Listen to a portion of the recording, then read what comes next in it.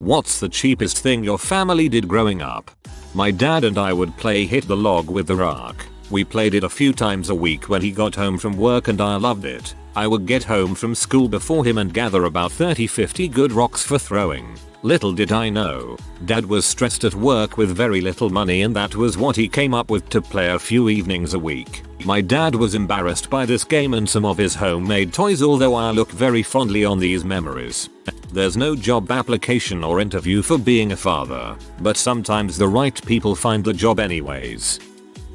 You know those horses outside the supermarket you paid a quarter to make it rock back and forth? My dad used to just put us on them and shake it by hand.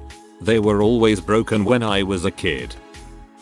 My dad wasn't happy with the service at our local hospital when I was born, so when my mom became pregnant with my younger brother in 1978, he went to the library, he took out some books on midwifery, and delivered John in their bedroom. I was 8 years old and it seemed reasonable to me at the time. He did it again in 1983 when Teddy was born. The morning after Teddy was born, my mom handed me a bulging garbage bag and said, "Mark, take this out to the garbage. Make sure you get it in the can with the lid on tight. It has my placenta in it. I don't want the dogs getting into it." My grandfather saved all his old glass eyes. He had one due to a war injury. It had to be replaced every couple of years. He saved them so we wouldn't use expensive charcoal to create the eyes on snowmen. Unintentional benefit, the hyper-realistic snowman eyes scared the heck out of every passing motorist. I'm laughing so hard at this. My dad would bring cheese slices in his pocket to fast food places because our coupons were for hamburgers, not cheeseburgers. Some places they overcharge for adding a slice of cheese. Instead of going on a day out to the zoo or the cinema or something like that, we would go to Glasgow Sheriff Court to watch people get sentenced. Great day out TBH. Me and a couple friends did this in high school. It was a mildly enjoyable way to spend an afternoon. My dad decided that he wanted to give his kids a good life, so he went to college when my brother and I were little. We were super poor. My parents would buy 25-pound bags of rice, oats, and other grains to save money. One such time, we opened a bag of rice and some of it was wiggling. It was infested with maggots. We tossed all the rice in the freezer to kill the little guys, then put it all in water, because the maggots float. Skim the floaters off the top and you're good to go. We were poor, but my brother and I never went hungry. Thanks Mom and Dad. My parents bought groceries at a thrift store. One time I was eating my cereal when I noticed it was moving in the milk. My dad laughed and said not to worry about the bugs because they don't have bones.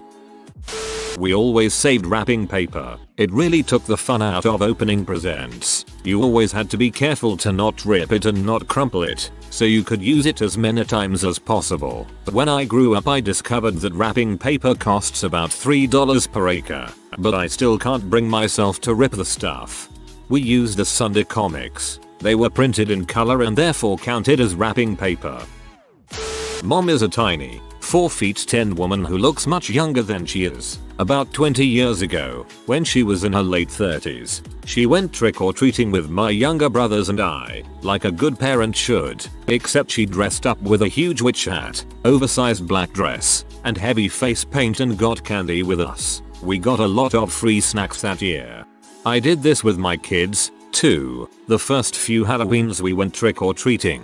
I'd use a mask over my entire head and go up like an older sister with my kids. We'd hit all the good neighborhoods and I'd let them keep all the candy in a big storage container in the kitchen. They'd each pick a piece every day after school, and it would last almost until Christmas. We had a meat night once a week. The meat was a can of tuna mixed into a box of whatever noodles or rice and mixed could be had cheapest. We could have just been straight poor. Almost all of our furniture was from the neighbor's trash. Super embarrassing when I'd have friends over and none of the furniture or decor matched like in their homes. When I bought brand new furniture for my first big move I dang near cried in exhilaration. My parents would buy powdered milk instead of the regular stuff. Us kids did not like it, so they tried to trick us by mixing it in an empty milk jug. We still knew. Lived in a burned out garage. It had a dirt floor, no glass in the windows, so we covered them with cardboard and curtains. There was no door in the doorway, so we made one out of a refrigerator box. No power, so we used candles for light, and cooked on an open fire that had an oven rack suspended over it with cement blocks. No plumbing aside from a water spigot, so we went to the bathroom in the bushes and bathed in a kiddie pool. It was an interesting 6 months.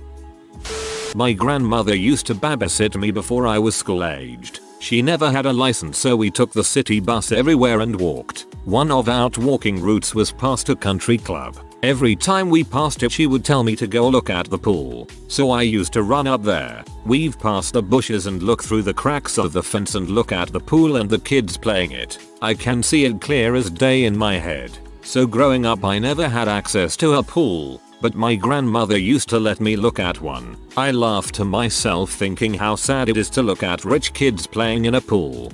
I thought there was going to be a while my grandmother went into the locker room and stole windbreakers. Lots and lots of food boxes, plus dumpster diving. Dumpster diving actually gave us way more than people would think. Like my mom would dumpster dive the nicer florists in the upper income part of town around Valentine's Day, and they would throw out full bouquets of roses if they were there more than a few days, well before they wilted. So she would grab some cheapo vases from Goodwill and get some ribbons and make some nice looking bouquet vases for half or less of the cost at a florist. She actually brought in tons of extra income that way. There was also a used books games store that would throw away old electronics that would sit too long or games that they had in excess. Numerous times we'd go behind their store and find boxes full of old games for current gen systems. Once even a newish looking monitor. We traded a lot of the stuff back to the other locations they had. I've totally eaten dumpster dived food too. Once we found a huge box of those little individual bags of chips that came in different flavors, none open or expired either. This kinda really makes me want to dumpster dive. My mom saw no sense wasting $sign on Kleenex. Need to blow your nose? Use dirty clothing from wash basket, or whatever you just took off. We also used whatever paper product was available for bathroom tissue, paper napkin, paper towel, used facial washcloths for sanitary pads when no pads on hand. We also bought canned veggies from a prison cannery. I could go on and on. We never had money for basic household needs but always had money for mom's cigarettes. That last part really hurt. I hate seeing kids that are lacking basic needs, but the parents still have the money for cigarettes, beer, liquor, or drugs.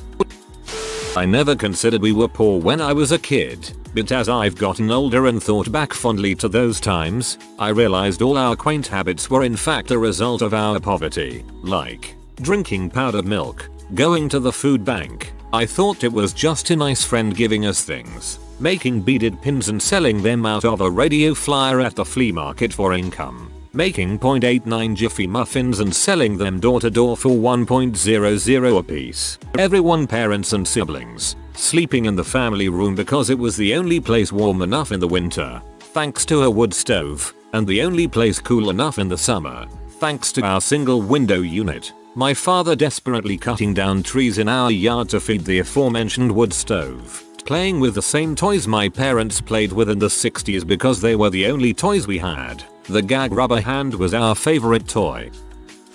Bread bags in our boots to waterproof them. When my older brother was in preschool, he was told to bring snow pants because they were going to play outside that day, Minnesota. My family didn't have any for him, so my mom sent him with sweatpants to put over his regular pants. They made him sit inside by himself. Sweden here. This was the accepted way to waterproof your shoes for hiking with the Scouts. Now all the kids have real equipment from a real outdoors store. Amateurs. My mother steals from hospitals. I'm there in the city at 17 or 18 waiting to finally be seen by a doctor regarding surgery on my leg. Finally about to be rid of a life-threatening injury that has caused me nothing but pain.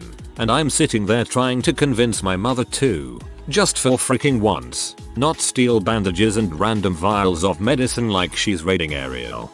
You're not alone. My son's dad does the same thing. Anytime we go to a doctor's office or hospital, he raids the cupboards for medical supplies. Not medicine luckily, but gloves, gauze, etc. It is horribly embarrassing, and I dread the day he gets caught and I have to explain his bizarre rummaging to an angry doctor. He's a redditor too, so here's to calling you out, you thieving hoarder.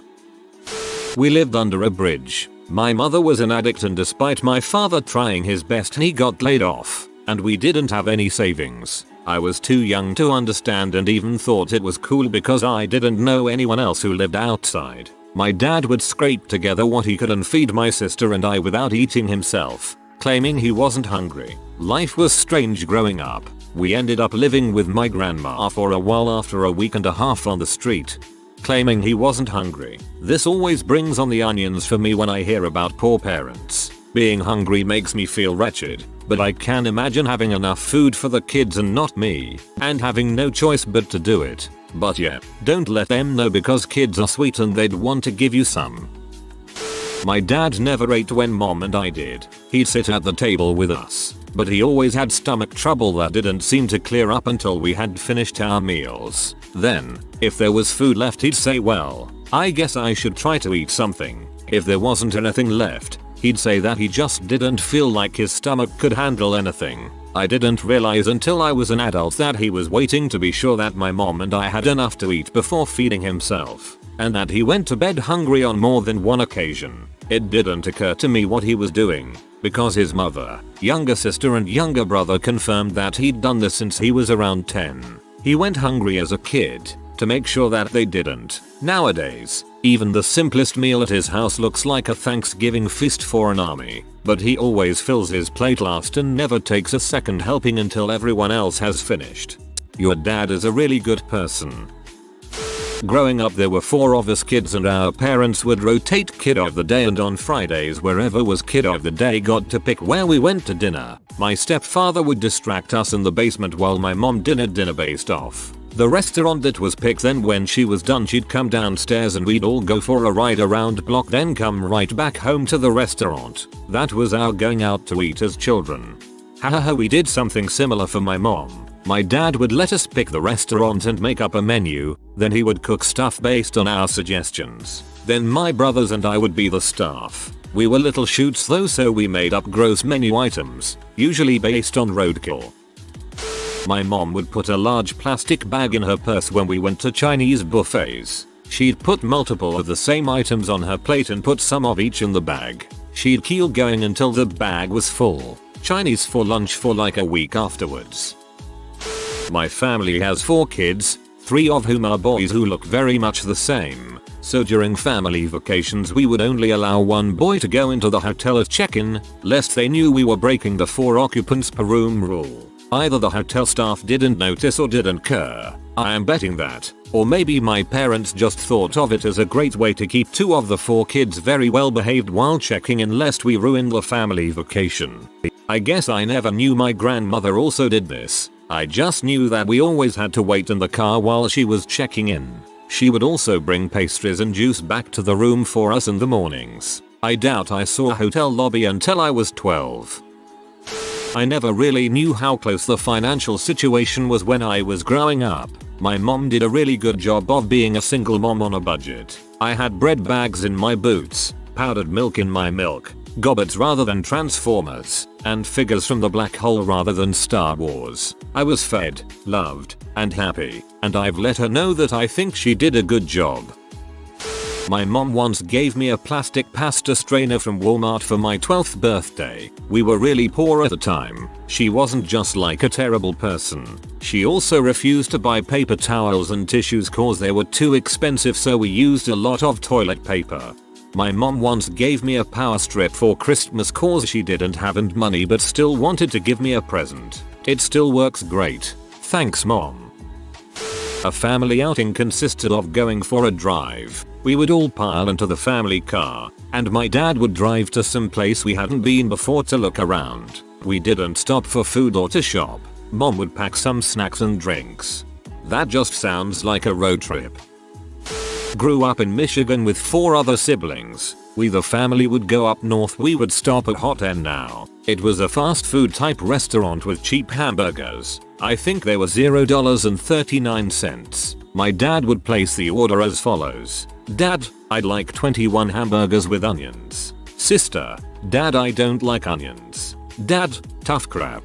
Dad, sorry about that. I'd like 21 hamburgers with onions, 2 large fries, and 1 large Coke with light ice. He hated it when they would fill half the cup with ice. Mind you, this was for 7 people. That pop would go around the Suburban exactly one time before it was empty, and you got exactly 1.3 seconds to take the biggest drink you could, because it wasn't coming back around again. The rest of the 3-hour ride was the waiting game on who the unlucky soul was that had to tell my father they had to pee. Dad, I have to pee. God dang it, we were making record time. Can't you hold it? Every single one of us had to pee. Sounds like an episode of Malcolm in the Middle. Fried potato peels. It's actually a really tasty snack. Also, gathering the last pieces of soap left in the bathroom, press them together and have a multicolored bar of Frankensoap. I loved Frankensoap. My grandparents always had it and I thought it was so cool. I didn't understand that it was because they were very poor. I thought it was special. As a family, we would all pile into the family van and go see Grandma on Vancouver Island. You need to take a ferry and pay per person to do so. So as a family with 4 kids, my parents used this trick. 2 of us kids would hide under a blanket in the back of the van, and then my dad would just say 2 adult tickets and 2 kids. This would save us about $50 each round trip.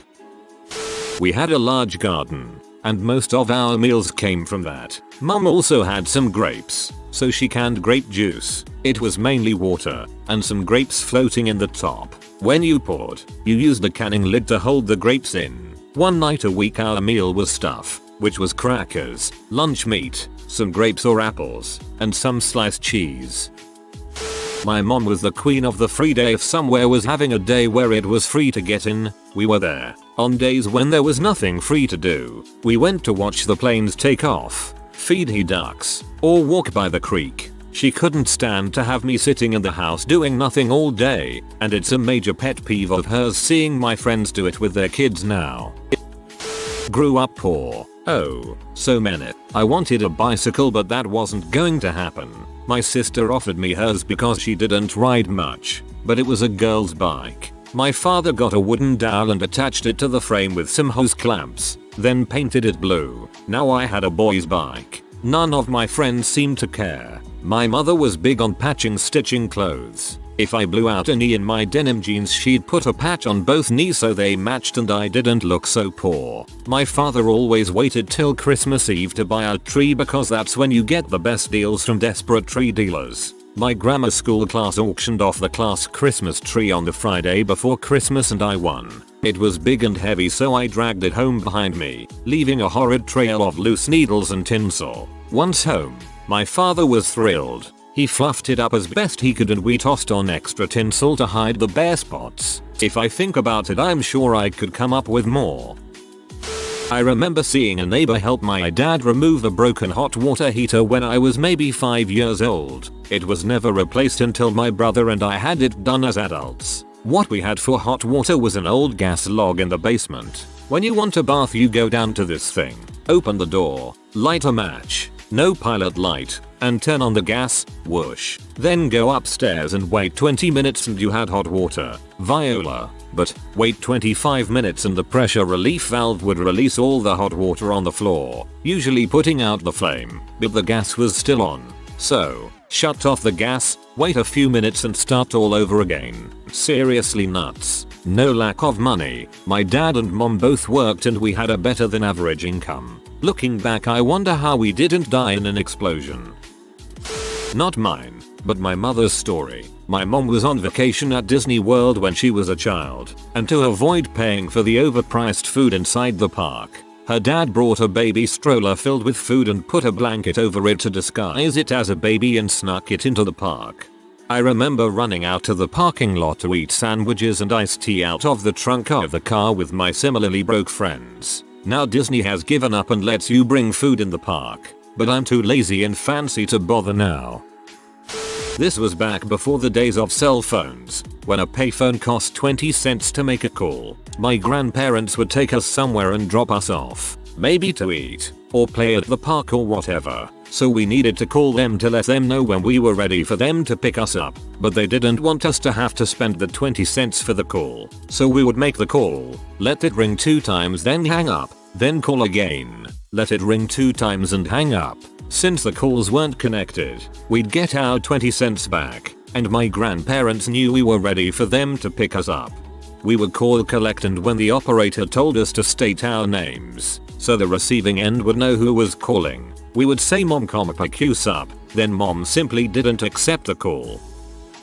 I was about 7 or 8, the only time my family ever went on a real vacation. We went to Epcot in Florida. My dad was the VP of a small Christian school and his annual salary was something like $14K. Needless to say, we had no budget beyond admission.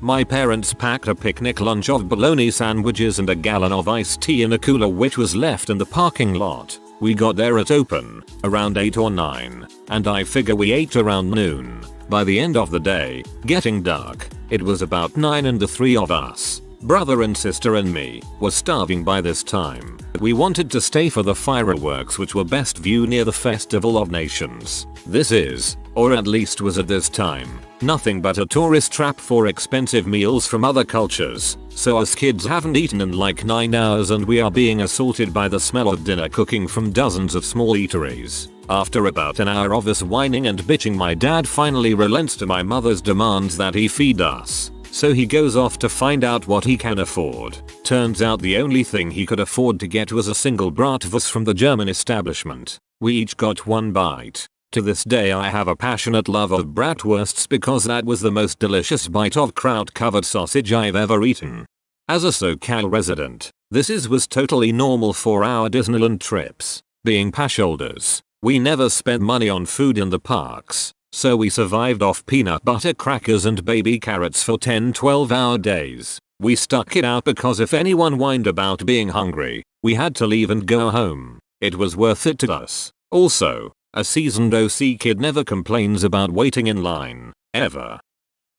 There was a point in my childhood when my mom died of cancer. My dad lost his job, while still paying bills for my mom, and I sustained a major head injury and was hospitalized for 2 weeks, all within the same year. We were dead broke. We were on every government program you could be on. We had lots of food in generic black and white USDA labels, dry milk, government cheese, honey, etc. My dad would go into the woods and come back with dead rabbits and squirrels he shot so we could eat meat. Props to your dad, for real. We had central air, except I never knew what it was until the first time we hosted a family reunion at our house when I was 13. I just figured that everyone's house was super hot upstairs during the summer and that keeping the windows open from about April until November was normal. Turns out, my dad never used it because when he and my mom moved in, the AC had broken. The fix was a $25 hose that a friend of his installed the day before our family showed up for the reunion. For 13 years they'd lived in the house and hadn't bothered to do a $25 fix to save money. Oh yeah, and the time my dad didn't pay our health insurance premiums for almost 3 years and didn't tell my mom. That was neat. Hadn't bothered to do a $25 fix to save money. To be fair, it's not the $25 he was trying to save. It's the AC electric bill every month after it was fixed that he was worried about. If you are new to the channel, you can subscribe. I publish new videos every day. Until then, check another video.